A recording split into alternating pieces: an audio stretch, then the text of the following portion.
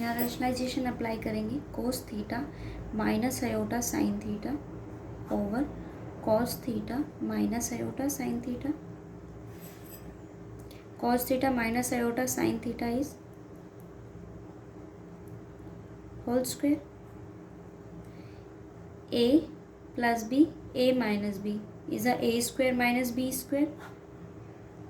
Cos square theta minus iota sin square theta.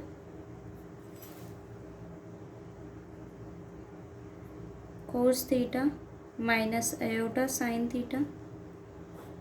Cos square theta, iota square is +1 plus sine square theta. ये 1 हो गया. ये मेरे पास क्या है, होल स्क्वायर. और डिमॉर्गन्स लॉ से रिजल्ट है कि कॉस एन थीटा, यहाँ लिमिट अप्लाई हो जाएगी, cos theta minus iota sine theta whole square over 1. अब ये आपके पास रिजल्ट होता है कॉस थीटा प्लस या minus iota sine theta whole power. अगर आपके पास n हो तो हम उसको क्या लिखते हैं, cos n theta plus iota sine n theta. तो ये वैल्यू आपके पास क्या हो जाएगी, cos n theta minus iota sine n की जगह यहाँ क्या है 2 साइन 2 थीटा. ठीक है, ये वैल्यू आ गई. इस वैल्यू को अब हम इस गिवन इक्वेशन में क्या कर लेंगे, सब्स्टिट्यूट कर लेंगे. So z conjugate as it is रहेगा, z not term as it is रहेगी आपके पास. इसकी वैल्यू मेरे पास जो है वो हम यहाँ सब्स्टिट्यूट कर देंगे. Limit z tends to z not, z conjugate plus z not, और इसकी वैल्यू मेरे पास क्या है, cos 2 theta minus iota sine 2 theta. ठीक है. अब अगर देखा जाए फंक्शन की लिमिट अगर एग्जिस्ट करती है तो वो आपके पास किसके अलोंग की अगर हम बात करें, z tends to z not. लेकिन अगर मैं बात करूं आपसे, ये जो टर्म है मेरे पास, क्या ये कभी आपके पास यूनिकली एग्जिस्ट करेगा, नहीं ना. बिकॉज ऑफ यहाँ मेरे पास ये टर्म किसके ऊपर डिपेंड कर गई, थीटा के ऊपर डिपेंड कर गई ना. जैसे जैसे आप थीटा को चेंज करोगे फंक्शन की वैल्यू क्या होती चली जाएगी, चेंज होती चली जाएगी. फंक्शन चेंज हो जाएगा, और फंक्शन की वैल्यू चेंज हो गई तो it means it does not uniquely exist. ये यूनिकली एग्जिस्ट नहीं करेगा ना. और जहाँ फंक्शन का डेरिवेटिव अगर यूनिकली एग्जिस्ट नहीं करता तो हमारे पास फंक्शन जो है वो डिफरेंशिएबल नहीं होता. फंक्शन कैसा नहीं होता, डिफरेंशिएबल नहीं होता.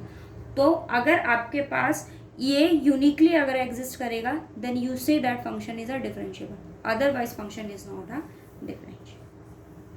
ठीक है, ये कॉन्सेप्ट है आपके डिफरेंशिएबिलिटी के. आपको हर पॉइंट के लिए चेक करना पड़ता है कि फंक्शन आपके पास डिफरेंशिएबल है या डिफरेंशिएबल नहीं. ये केसेस आपको देखने होंगे. उसके बाद उसके रूल्स होते हैं कि F of Z plus minus G Z derivative अगर फाइंड आउट करना है फंक्शन को, मतलब अगर हम इसका डेरिवेटिव फाइंड आउट करें तो एफ ऑफ जेड के लिए अलग एप्लीकेबल होता है, जी जेड के लिए अलग. कोई कॉन्स्टेंट मल्टीप्लाई हो तो वो सेपरेट हो जाता है. ये सारे रिजल्ट सेम आपके जैसे हम रियल में यूज़ करते हैं. दो फंक्शन अगर मल्टीपल में है तो हम वहाँ u इंटू वी का मेथड अप्लाई करते हैं. अगर दो फंक्शन p बाय क्यू में फॉर्म करते हैं तो हम वहाँ u बाय वी अप्लाई करेंगे. एफ ऑफ जेड की वैल्यू अगर आपके पास एफ ऑफ जी जेड है तो यहाँ हम कंपोजिट फंक्शन वाला मेथड अप्लाई करेंगे. पहले फंक्शन का डेरिवेटिव ये एज इट इज़ और फिर इसका डेरिवेटिव. ठीक है, अगर मेरे पास w की वैल्यू एफ ऑफ जेड है तो z की वैल्यू एफ इनवर्स w हो जाएगा. एप्लीकेबल हो जाएगा कि यहाँ दोनों के बीच हम रिलेशन फाइंड आउट कर सकते हैं कि आप इसका डेरिवेटिव z में कर सकते हो और उसका अगर हम डेरिवेटिव की बात करें तो वो आपके पास में क्या आ जाएगा 1/gz/. हम ऐसे इस फॉर्म में भी इसको लिख सकते हैं. z equals to F of T और z इक्वल्स टू आपके पास जी टी है. z टी का फंक्शन है, w भी किसका फंक्शन है, टी का फंक्शन है.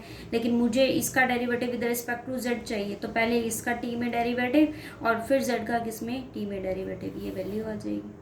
ठीक है, सेम एज अ रियल, जैसा रियल में हम मेथड्स अप्लाई करते हैं आपको वैसे ही कॉन्सेप्ट यहाँ अप्लाई करना है.